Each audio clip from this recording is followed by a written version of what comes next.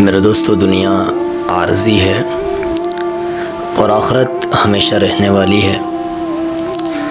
دنیا کی مثال آخرت کے سامنے کہ جیسے ایک ٹھاٹھے مارتا ہوا سمندر ہو اور اس میں اپنی انگلی ڈال کے باہر نکالوں تو جتنا پانی میری انگلی کے ساتھ لگا یہ دنیا ہے، اور سامنے ٹھاٹھے مارتا ہوا سمندر یہ آخرت ہے۔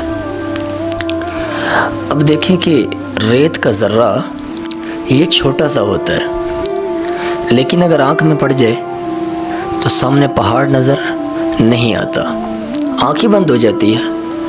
اسی طرح جس کے دل و دماغ پہ دنیا بس جائے اسے آخرت نظر نہیں آتی۔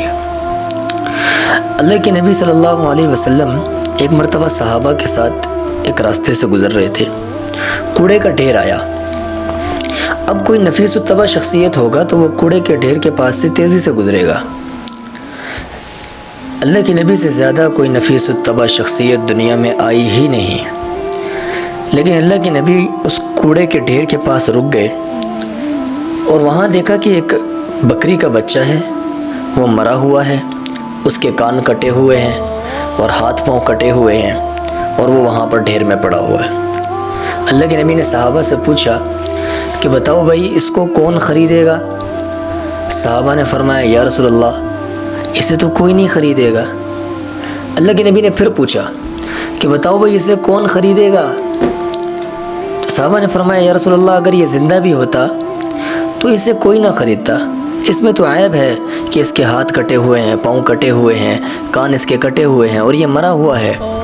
اللہ کے نبی نے فرمایا جیسے تمہاری نظر میں یہ بکری کا بچہ ایک گھٹیا اور ردی حیثیت رکھتا ہے، یہ دنیا اللہ کی نظر میں اس سے بھی زیادہ گھٹیا اور ردی حیثیت رکھتی ہے۔ اللہ رب العزت نے فرمایا وَمَا الْحَيَاةُ الدُّنْيَا إِلَّا لَهْوٌ وَلَعِبٌ، کہ دنیا کھیل تماشا ہے۔ کیا مطلب؟ کھیل تھوڑی دیر کا ہوتا ہے، آخر اس نے ختم ہونا ہوتا ہے۔ بالکل اسی طرح ہماری زندگی بھی عارضی ہے، ایک دن ختم ہو جانی ہے۔ ہم عارضی زندگی کے لیے ہمیشہ کی زندگی کا غلط سودا کر رہے ہیں۔ اللہ بات سمجھنے کی توفیق عطا فرمائے۔ وآخر دعوانا الحمدللہ رب العالمین۔